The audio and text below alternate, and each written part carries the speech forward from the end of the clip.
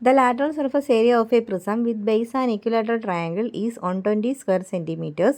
What is the lateral surface area of a prism with base a rhombus made by joining two such triangular prisms? Second question. What is the lateral surface area of a prism with base an isosceles trapezium made by joining three such triangular prisms?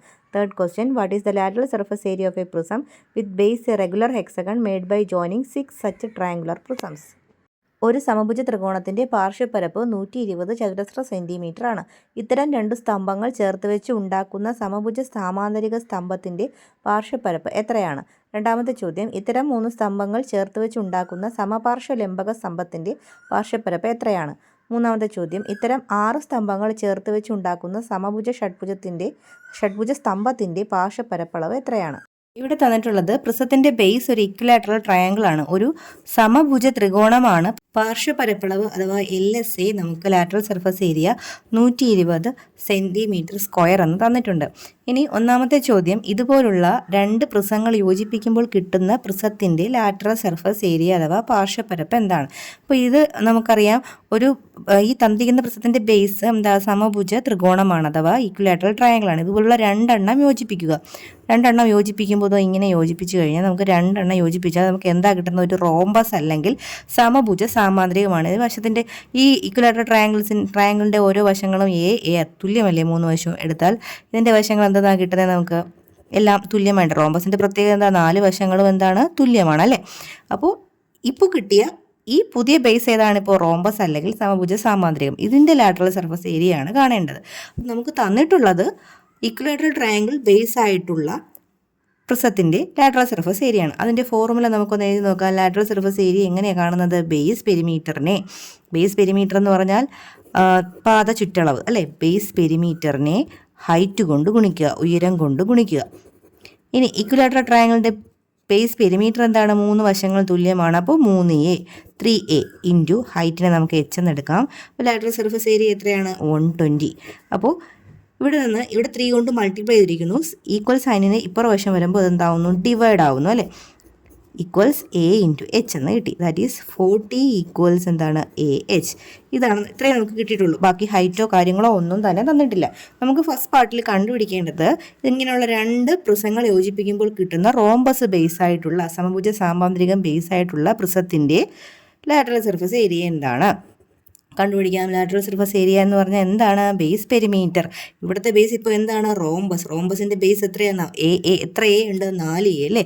അപ്പോൾ 4A ആണ് അതിൻ്റെ perimeter into height. 4A into H 4A into H 4 into AH AHൻ്റെ value എത്രയാണ്? 40. അപ്പോൾ എത്രയാ?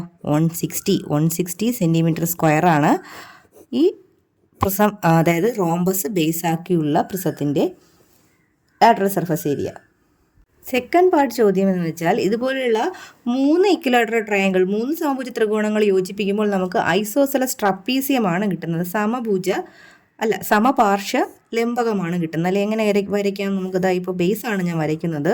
3 equilateral triangles ഇങ്ങനെ വെച്ച് കഴിയുമ്പോൾ കണ്ടോ, ഇത് ഒരു എന്തുപോലെ തോന്നുന്നത്? ഇതെന്താണ്? ഒരു ലംബകം അഥവാ സമപാർശ്വ ലംബകം അഥവാ ഐസോസെലസ് ട്രപ്പീസിയം ഇല്ലേ? അപ്പോൾ സൈഡ്സ് എന്താണ്? എത്ര സൈഡ്സ് ഉണ്ട്? 5 സൈഡുകൾ വരും അല്ലേ? 5 സൈഡല്ല, മൊത്തം എത്രയാണ്? 4 സൈഡ്. ഇപ്പോൾ ഇത് രണ്ടും കൂടെ ചേർന്നാണ് ഒറ്റ സൈഡ്. അപ്പോൾ A 2A 3A 4A 5A. അപ്പോൾ ഇവിടുത്തെ പെരിമീറ്റർ എന്ന് പറഞ്ഞാൽ എത്രയാണ്? 5A ആണ്. അപ്പോൾ ലാറ്ററൽ സർഫസ് ഏരിയ കാണാൻ എന്ത് ചെയ്യുക? 5A ഇൻറ്റു H അല്ലേ? നമുക്ക് 5 ഇൻറ്റു AH എന്ന് എഴുതി കൂടെ?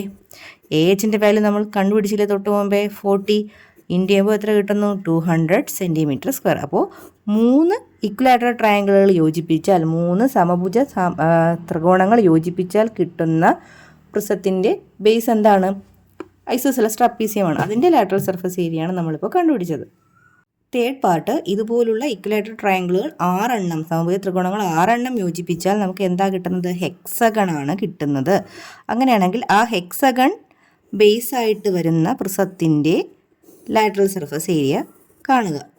കണ്ടോ, 6 ഇക്വിലാറ്ററൽ ട്രയാങ്കിൾ അല്ലേ? ഇതിൻ്റെ എല്ലാം സൈഡ്സ് എന്ത് തന്നെയാണ്? A തന്നെയാണ്. അപ്പോൾ ഇതിൻ്റെ ബേസ് പെരിമീറ്റർ എത്രയാണ്? 6A അല്ലേ? 6A ആണ്. അപ്പോൾ ലാറ്ററൽ സർഫസ് ഏരിയ കാണാൻ ബേസ് പെരിമീറ്റർ ഇൻറ്റു ഹൈറ്റ്. ഇവിടുത്തെ base perimeter 6A into height 6 into AHൻ്റെ വാല്യൂ എത്രയാണ്? 40. അപ്പോൾ 6 into 40 240 centimeter square. 6 sheets of metal, each a square of sides 10 centimeters are joined to make a cube. What is its total surface area? How much water can it contain? വശങ്ങളെല്ലാം 10 centimetre ആയ സമചതുര തകിടുകൾ 6 ചേർത്ത് വെച്ച് ഒരു സമചതുര സ്തംഭം ഉണ്ടാക്കി. ഈ സ്തംഭത്തിൻ്റെ ആകെ ഉപരിതല പരപ്പളവ് എത്രയാണ്? ഇതിൽ എത്ര ലിറ്റർ വെള്ളം കൊള്ളും? അഞ്ചാമത്തെ ചോദ്യത്തിൽ പറഞ്ഞിരിക്കുന്നത് 6 മെറ്റൽ ഷീറ്റ്സ് ഉണ്ട്, 6 ലോഹത്തകിടുകൾ. ഇതിൻ്റെ ഓരോ സൈഡും 10 സെൻറ്റിമീറ്റർ ആണ്. ഈ 6 യോജിപ്പിച്ച് വെച്ചൊരു ക്യൂബ് അഥവാ സമചതുര സ്തംഭം നിർമ്മിക്കുകയാണ്. അതിൽ ഒന്നാമത്തെ ചോദ്യം എന്ന് പറഞ്ഞാൽ ഈ ക്യൂബിൻ്റെ ഈ സമചതുര സ്തംഭത്തിൻ്റെ ഉപരിതല പരപ്പളവ് അഥവാ ടോട്ടൽ സർഫസ് ഏരിയ. ക്യൂബിൻ്റെ ടോട്ടൽ സർഫസ് ഏരിയ അഥവാ ഉപരിതല പരപ്പ് കാണാനുള്ള ഫോർമുല 6a² ആണ്.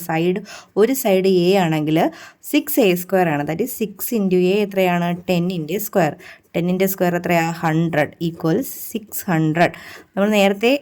നമ്മൾ പഠിച്ചു വെച്ചിരിക്കുന്ന ഫോർമുല എന്താ? ടോട്ടൽ സർഫസ് ഏരിയ കാണുന്നത് lateral surface area plus 2 × base area എന്നാണല്ലോ. ഇവിടെ ക്യൂബ് ആയതുകൊണ്ട് നീളവും വീതിയും ഉയരവും ഒക്കെ തുല്യമല്ലേ. അപ്പോൾ ലാറ്ററൽ സർഫസ് ഏരിയ എന്ന് പറയുമ്പോൾ 4 ലാറ്ററൽ സർഫസ് ആണുള്ളത്. അല്ല 4 ലാറ്ററൽ സർഫസ് ആണുള്ളത്. അപ്പോൾ ബേസ് പെരിമീറ്റർ ഇൻറ്റു ഹൈറ്റ് ആണ് അല്ലേ. ബേസ് പെരിമീറ്റർ എന്ന് പറയുമ്പോൾ 4a × ഹൈറ്റ് എന്ത് തന്നെയാണ്? a തന്നെയാണ്. ബേസ് ഏരിയയുടെ സ്ക്വയർ, ബേസ് ഏരിയ എന്ന് പറഞ്ഞാൽ എന്താണ്? a². അപ്പോൾ ഇവിടെ നിന്ന് എങ്ങനെ കിട്ടും? 4a² plus 2a². അങ്ങനെയാണ് 6a² കിട്ടുന്നത്. അപ്പോൾ ഇത് ഫോർമുല ഇങ്ങനെ വെച്ചാൽ മതി. 6a² ആണ് ക്യൂബിൻ്റെ അഥവാ സമചതുര സ്തംഭത്തിൻ്റെ ടോട്ടൽ സർഫസ് ഏരിയ കാണാനുള്ള ഫോർമുല. വശങ്ങളെല്ലാം തുല്യമാണല്ലോ.